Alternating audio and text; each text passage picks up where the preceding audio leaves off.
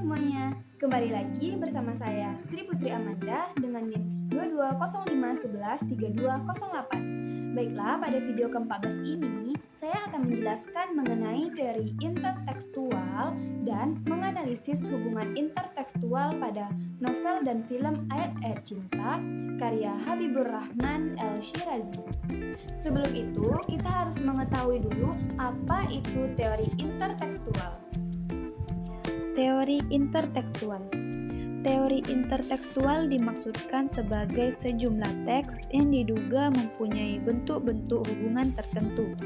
Misalnya, untuk menemukan adanya hubungan unsur intrinsik seperti ide, gagasan, plot, peristiwa, penokohan, gaya bahasa, dan lainnya di antara teks yang dikaji.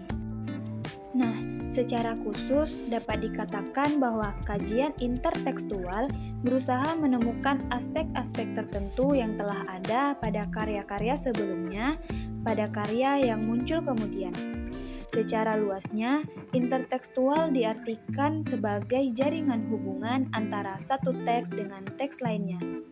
Nah, selanjutnya kita akan menganalisis hubungan intertekstual pada novel dan film Ayat-Ayat Cinta.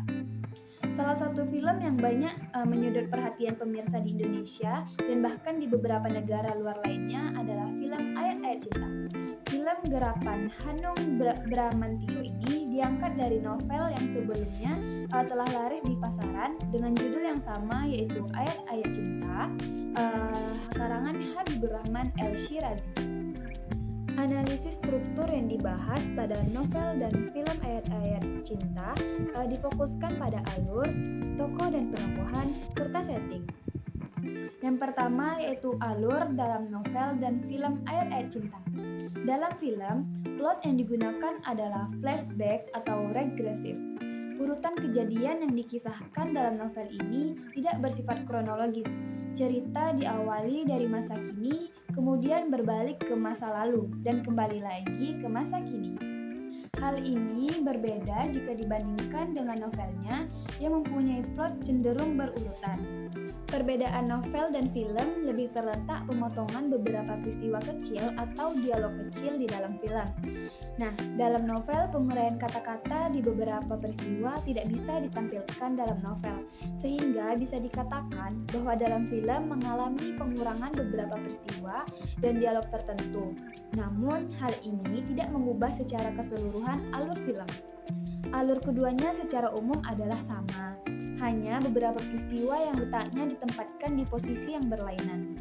Penambahan dalam novel disebabkan karena pemaparan dalam novel harus lebih detail dibandingkan film. Selain itu, dalam film terbatas durasi waktu, biaya, sehingga peristiwa dibuat seefektif mungkin dan dipilih sesuai dengan peristiwa yang diinginkan. Selanjutnya yaitu tokoh dan penokohan dalam novel dan film Ayat-Ayat Cinta. Tokoh dan penokohan dalam film dan novel bisa dikatakan sama secara keseluruhan, terutama pada tokoh-tokoh sentral yaitu Fahri, Maria, Aisyah, Naura, Syekh Ahmad, Ibu Maria, dan beberapa teman Fahri di Flak.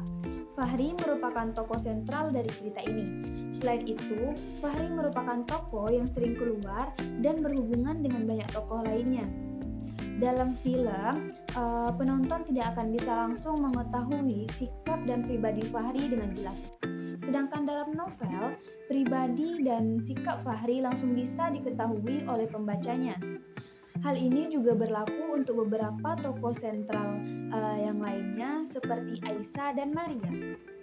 Pelukisan yang kental tokoh tersebut terlihat jelas dalam novel, dan ini tidak dipaparkan jelas di dalam film. Pelukisan tokoh dalam novel dilakukan dengan teknik ekspositor. Artinya, pelukisan tokoh dilakukan dengan memberikan deskripsi, uraian, atau penjelasan secara langsung. Seperti terlihat dalam kutipan berikut ini. Gadis Mesir itu bernama Maria. Ia juga senang dipanggil Maryam. Dua nama yang menurutnya sama saja. Dia putri sulung Tuan Bautroslav atau Bel Girgis, berasal dari keluarga besar Girgis, sebuah keluarga Kristen Koptik yang sangat taat. Bisa dikatakan bahwa keluarga Maria adalah tetangga kami paling akrab. Indahnya, mereka sangat sopan dan menghormati kami mahasiswa Indonesia yang sedang belajar di Al-Azhar, halaman 22-23. Teknik pelukisan toko tersebut bersifat sederhana. Pengarang dengan cepat dan singkat mendeskripsikan jati diri tokoh sentral tersebut di awal cerita. Pembaca akan dengan mudah dan pasti dapat memahami jati diri tokoh cerita secara tepat sesuai dengan yang dimaksudkan pengarang pertama kalinya. Sedangkan dalam film, untuk kali pertama akan sulit mengetahui deskripsi serta penokohan Fahri dan Maria. Penokohan Fahri agak sedikit terkuat dan semakin jelas lagi ketika peristiwa demi peristiwa berlangsung. Penokohan Fahri terlihat ketika ia banyak menerima surat dari perempuan yang diam-diam mengaguminya. Fahri juga dikatakan sebagai sosok yang hebat dan pintar dengan aktivitasnya bertalaki dengan Syekh Utsman. Mulai dari sinilah penokohan Fahri terlihat jelas. Teknik pelukisan tokoh seperti ini disebut teknik cakapan. Penokohan tokoh dapat diketahui melalui dialog-dialog yang terjadi. Selain itu, beberapa tokoh dalam novel dan film Ayat-Ayat Cinta secara keseluruhan tidak mengandung perbedaan yang mencolok. Keduanya memaparkan tokoh dan penokohan secara sama, meskipun teknik pelukisan tokoh-tokohnya dilakukan berbeda. Namun, hal tersebut tidak secara signifikan membedakan tokoh dan penokohan dalam novel dan film Ayat-Ayat Cinta. Selanjutnya yaitu setting pada novel dan film Ayat-Ayat Cinta. Latar dan film dalam novel Ayat-Ayat Cinta secara umum terjadi di Mesir, sebuah negara dengan universitas tertua di dalamnya, yakni Universitas Al-Azhar. Hal yang paling kuat di dalam novel Ayat-Ayat Cinta adalah latar. Bangunan latar yang kuat dideskripsikan dengan sangat terurai dan jelas, sehingga pembaca yang tidak pernah menginjak Mesir pun seolah-olah akan bisa membayangkannya. Penggambaran yang jelas mengenai wilayah Mesir, penduduknya, cuacanya, transportasinya, makanan, dan kekhasannya menjelma menjadi imajinasi yang kuat dalam diri pembaca novel ini. Tidak begitu kentara dalam film. Jika di film, penggambaran latar dapat dikonkretkan sehingga pembaca terasa jelas dan tertarik karena melihat langsung, maka dalam novel, latar tersebut diuraikan melalui untaian kata-kata dari pengarang untuk membangkitkan nilai rasa dan membentuk imaji. Meskipun imaji dalam novel itu tidak bisa konkret seperti imaji dalam film, tetapi dalam hal ini pengarang berusaha memaksimalkan untuk mendeskripsikan dan memberikan tambahan sedemikian rupa agar latar itu dapat diterima pembaca secara kuat. Namun, secara keseluruhan, di dalam novel Ayat-Ayat Cinta dapat membangkitkan suasana tersendiri.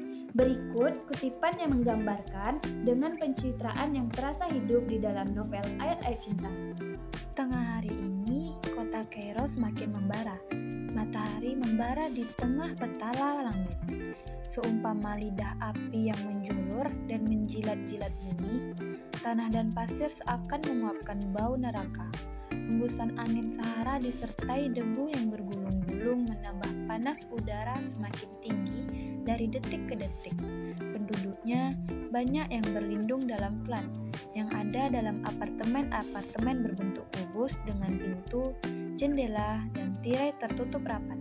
Pada halaman 16.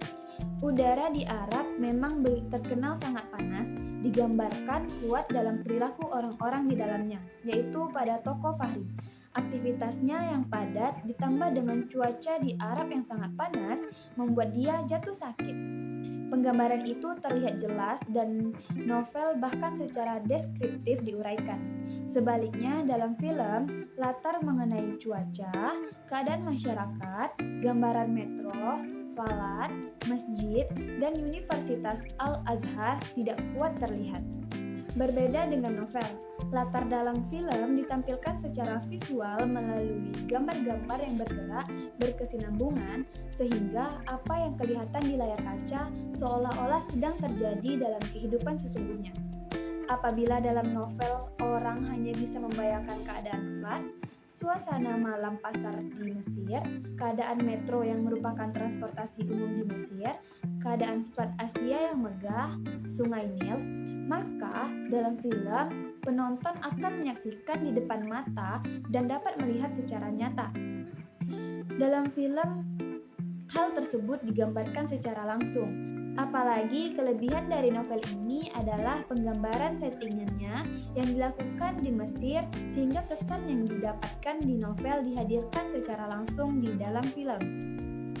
Baiklah, sekian video penjelasan mengenai teori intertekstual. Jika ada kekurangan dan kesalahan mohon dimaafkan dan semoga video ini bermanfaat bagi kita semua. Sampai jumpa di video selanjutnya. Bye bye. Wassalamualaikum warahmatullahi wabarakatuh.